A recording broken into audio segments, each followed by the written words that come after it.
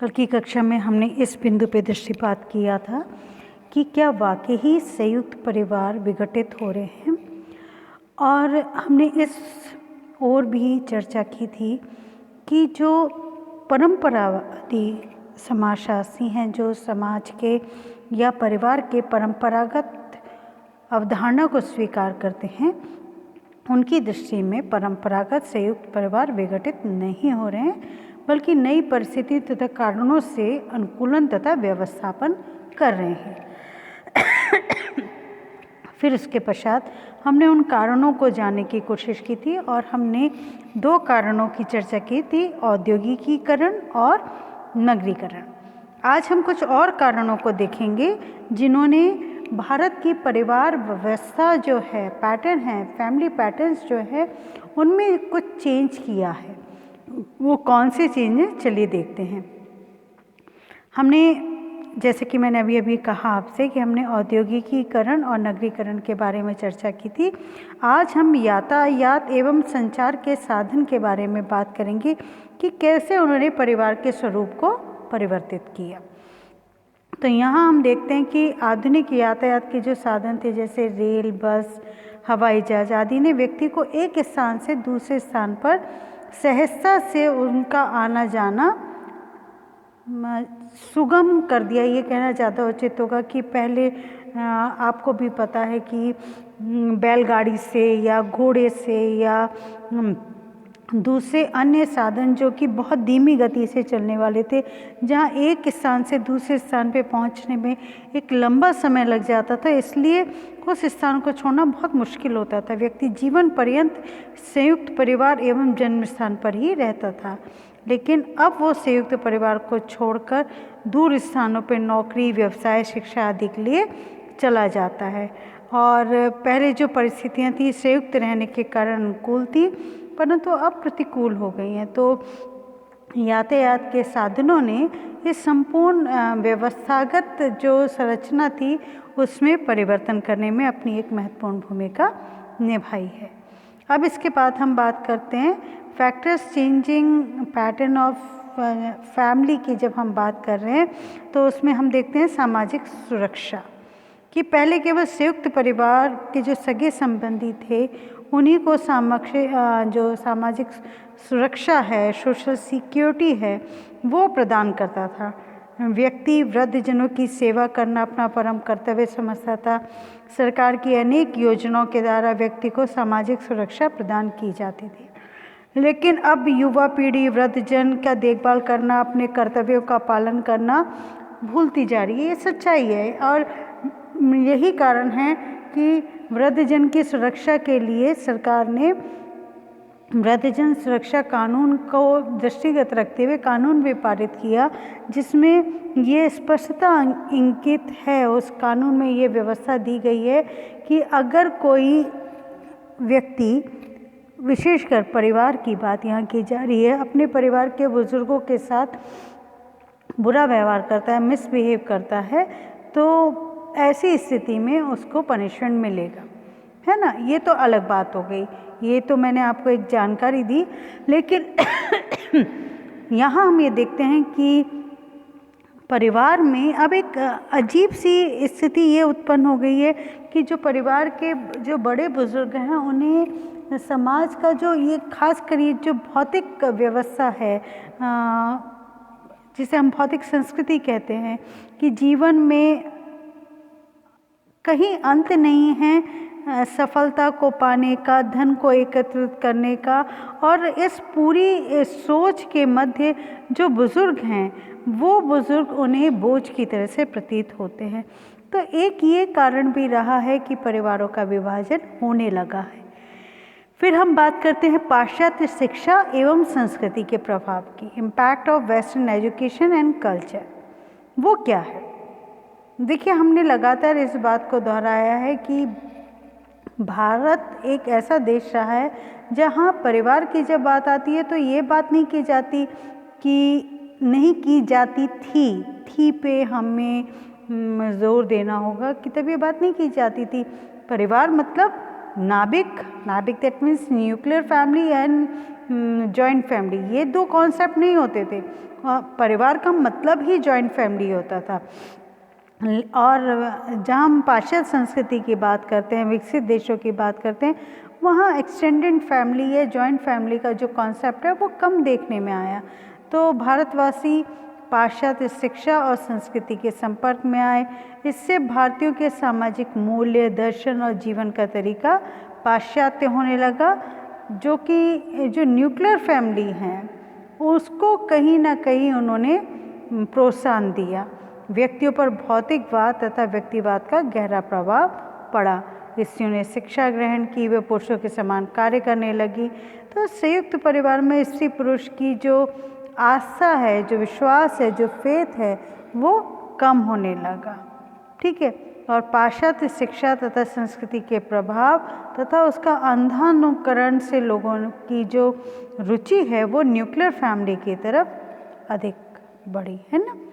अब इसके बाद हम करते हैं कानूनों का प्रभाव।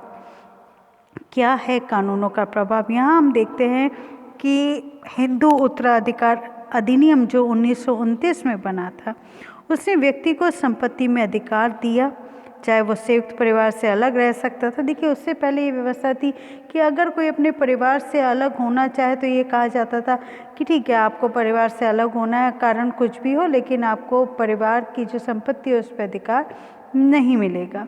तो एक आर्थिक सुरक्षा की दृष्टि से कई बार व्यक्ति ना चाहते हुए भी अपने परिवार के साथ बना रहता था, अपने परिवार के साथ रहता था। परंतु जो ये हिंदू उत्तराधिकार अधिनियम 1929 आया, इसने व्यक्ति को संपत्ति में अधिकार दिया, चाहे वो संयुक्त परिवार से अलग रहता हो। हिंदू स्त्री को संपत्ति में अधिकार नहीं था, लेकिन बाद में उससे भी हिंदू स्त्रियों को भी 1939 में उनको भी संपत्ति में अधिकार प्राप्त हुआ। तो संयुक्त परिवार में संपत्ति सामान्यतः सभी की जो साझा मानी जाती थी। इन जो कानूनी वैधानिक जो अधिकार प्राप्त हुए, उन्होंने ये व्यवस्था की कि इन अधिकारों के पश्चात अगर कोई अपने परिवार से अलग होकर रहना चाहता है तो वो रह सकता है। और ये एक महत्वपूर्ण कारण रहा कि व्यक्ति जो कारण उसके कोई भी व्यक्तिगत स्वार्थ हो सकता है, कोई भी कारण रहा हो, उसने अपने परिवार से अलग होना शुरू कर दिया। ठीक है। अब उसके बाद हम बात करते हैं परिवार के कार्यों के हस्तांतरण की। ठीक है। अब ये क्या चीज़ है परिवार के कार्यों का हस्तांतरण?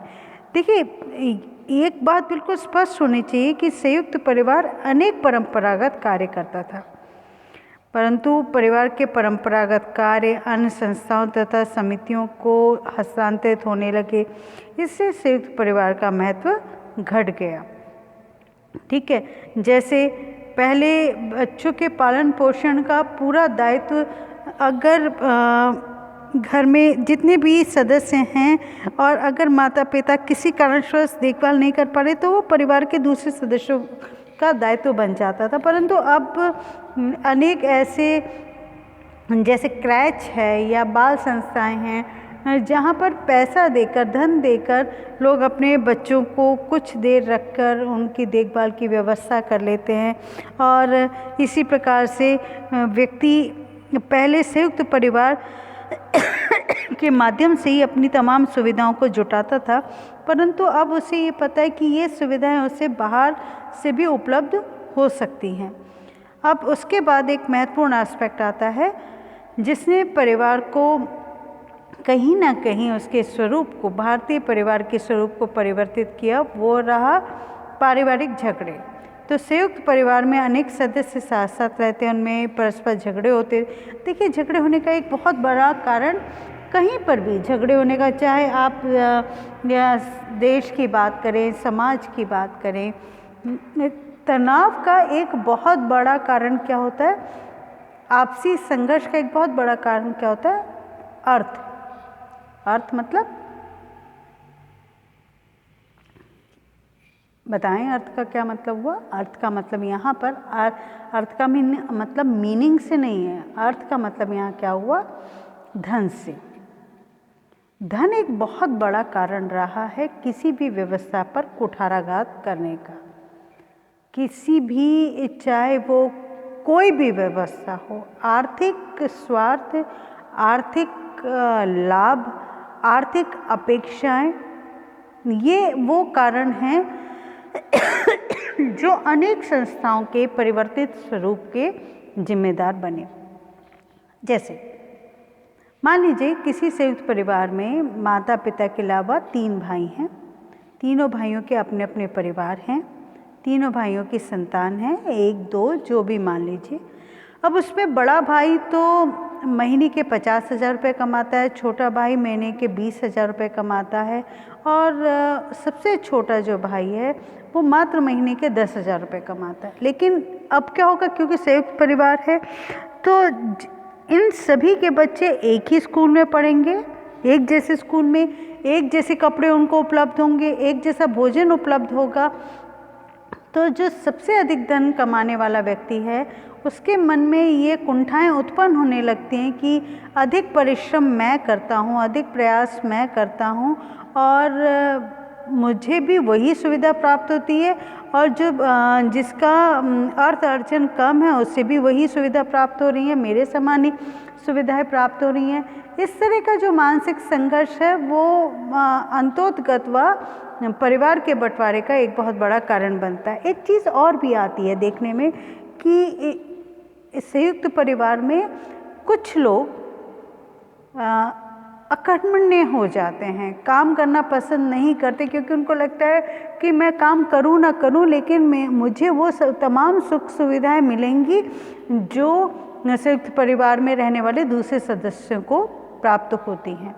तो ये कुछ इस तरह के जो भावनात्मक संघर्ष होते हैं वो भावनात्मक संघर्ष एक प्लेटफॉर्म पर आकर, एक जगह आकर पारिवारिक संघर्ष का रूप धारण कर लेते हैं।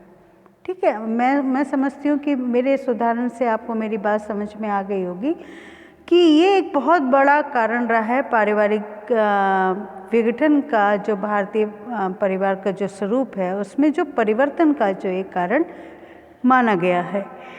तो आज हम जिन बिंदुओं पर जिस पे हमने चर्चा की वो बिंदु हमने मुख्यतः देखे कि संयुक्त परिवार में जो परिवर्तन के कारक रहे। पहली बात तो हमने ये बिल्कुल स्पष्ट की कि मैंने कल भी कहा था कि मैं समाजशास्त्र की विद्यार्थी हूँ, जहाँ मैं ये दावा बिल्कुल नहीं कर सकती कि मैं जो कह रही हूँ वो विचारधारा आपकी भी हो या किसी और समाजशास्त्र को पढ़ने और पढ़ाने वाले व्यक्ति की भी हो। लेकिन मेरी विचारधारा यह है कि जब भारतीय परिवार के परिवर्तित स्वरूप की जब हम बात करें तो हम ये बात कहना मेरी दृष्टि में उचित नहीं होगा कि जो भारतीय परिवार है उनका स्वरूप बिल्कुल विघटित हो गया है और संयुक्त परिवार पूर्णतः टूट गए हैं। और क्योंकि किसी भी व्यवस्था, किसी भी संस्था, किसी भी संगठन का टूटना तब माना जाता है जब उनमें भावनात्मक संबंध समाप्त हो जाए। यद्यपि इसमें कहीं कोई दो राय नहीं है कि संयुक्त परिवार का जो स्वरूप है परिवर्तित होकर नाभिक परिवार, न्यूक्लियर फैमिली की ओर जो तेज़ी से परिवर्तित हो रहा है उसके पीछे कारण हैं। इसमें कहीं कोई दो राय नहीं है कि संयुक्त परिवार विघटित हो रहे हैं, इसमें किंचित भी कोई संदेह नहीं है। लेकिन इसका तात्पर्य कदापि ये नहीं है कि ये जो संयुक्त परिवार अलग विघटित हो रहे हैं या उनका स्वरूप परिवर्तित हो रहा है, इससे जो संयुक्त परिवार है या भारतीय परिवार व्यवस्था है वो पूर्णतः चरमरा गई हो, ऐसा बिल्कुल भी नहीं है। क्योंकि अपने परिवार से अलग होने के बावजूद भी इन सभी का आपस में भावनात्मक संबंध है। वो एक दूसरे के सुख दुख में, एक दूसरे की परेशानियों में एक दूसरे के साथ खड़े हुए नज़र आते हैं। इसलिए ऐसा सोचना, ऐसा मानना सर्वथा गलत होगा कि भारतीय परिवार की संरचना पूर्णतः परिवर्तित हो गई है। हाँ, इसमें ये जरूर हम कह सकते हैं कि इस संरचना में परिवर्तन का एक बहुत बड़ा कारण आधुनिक समाज में होने वाले परिवर्तन हैं। लेकिन ये मानना, ये सोचना कि इससे संयुक्त परिवार विघटित हो गए हैं पूर्णतः गलत होगा। ठीक है, और हम उन कारणों को पुनः एक बार दोहरा लेते हैं जिन्होंने संयुक्त परिवार में या भारतीय परिवार व्यवस्था में परिवर्तन किया है। वो हैं औद्योगिकीकरण पहला, दूसरा है नगरीकरण, तीसरा यातायात एवं संचार के साधन, चौथा सामाजिक सुरक्षा, पांचवा पाश्चात्य शिक्षा एवं संस्कृति का प्रभाव, छठवां कानून का प्रभाव, सातवां परिवार के कार्यों का हस्तांतरण और आठवां पारिवारिक झगड़े। कल की कक्षा में हम संयुक्त परिवार के संबंध में और कुछ भी जानने की चेष्टा करेंगे। हम देखेंगे कि संयुक्त परिवार की संरचना में जो परिवर्तन हो रहे हैं उनके संबंध में दूसरे या अन्य समाजशास्त्रियों ने क्या विचार रखा है। कईयों का मानना है कि संयुक्त परिवार की जो मूलतः विशेषता थी कि परिवार का आकार बड़ा होता था, उसमें 3-4 पीढ़ियाँ रहती थी, परंतु वर्तमान समय में वो परिवार का आकार छोटा हो गया है और इसमें एक पीढ़ी अर्थात पति पत्नी और उनके अविवाहित बच्चे रहते हैं। हमने ये भी देखा कि अलग निवास स्थान हैं, मुख्य निवास स्थान से इतर कहीं नौकरी या व्यवसाय के कारण अलग अलग निवास स्थानों में लोग रहते हैं। हमने ये भी जाना कि स्त्रियों की समान स्थिति संयुक्त परिवार में कहीं ना कहीं महिलाओं की स्थिति पुरुषों की अपेक्षाकृत निम्न मानी जाती थी और घर की चार दीवारी में रहकर ही स्त्रियाँ पूर्णतः अपने आप को संलग्न रखती थी घर के कार्यों में। परंतु जो न्यूक्लियर फैमिलीज़ हैं उन्होंने स्त्रियों की स्थिति को परिवर्तित किया, यहाँ तक कि उन्होंने विवाह के स्वरूप को भी परिवर्तित किया, पारिवारिक संबंधों में भी परिवर्तन आया और परिवार के मुखिया की स्थिति में भी परिवर्तन आया। कैसे कि संयुक्त परिवार में मुखिया की आज्ञा के बिना कोई महत्वपूर्ण निर्णय नहीं होते थे, किंतु वर्तमान समय में नई पीढ़ी में ऐसा नहीं है कि हर बात बुजुर्गों की मानी जाए। व्यक्तिगत निर्णय भी यहाँ पर बहुत महत्वपूर्ण भूमिका निभाते हैं और संयुक्त परिवार के कार्यों में भी परिवर्तन आया, इस बारे में भी हमने बात की और आर्थिक भूमिकाओं में भी परिवर्तन आया। ठीक है, तो हम इस दृष्टि से ये बात कर सकते हैं कि जैसे योगेंद्र सिंह ने कहा, जब भारतीय समाज की परिवर्तित पारिवारिक संरचना की उन्होंने बात की तो उन्होंने कहा कि भारत में संयुक्त परिवारों की संरचना एवं प्रकारों में परिवर्तन एक समन्वयात्मक प्रतिमान का अनुसरण कर रहे हैं। एक ऐसा प्रतिमान जो कि भारतीय समाज में संरचनात्मक परिवर्तनों में सर्वमान्य है। जैसे मैं आपको उदाहरण देती हूँ, नगरों में जीवन साथी के चुनाव में व्यक्तिगत स्वतंत्रता होते हुए भी माता पिता की स्वीकृति ली जाती है। ठीक है ना, ली जाती है ना। इसी प्रकार मध्यम वर्गीय जो परिवार है वहाँ पत्नी को घर से बाहर काम करने की स्वतंत्रता होते हुए भी पति अथवा जो पत्नी के माता पिता हैं या पति की सहमति समहाउ यह पैटर्न आज भी चेंज नहीं हुआ है।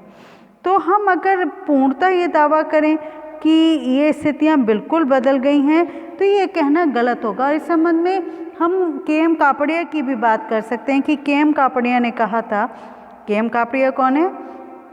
बहुत प्रसिद्ध समाजशास्त्री हैं, भारतीय समाजशास्त्री।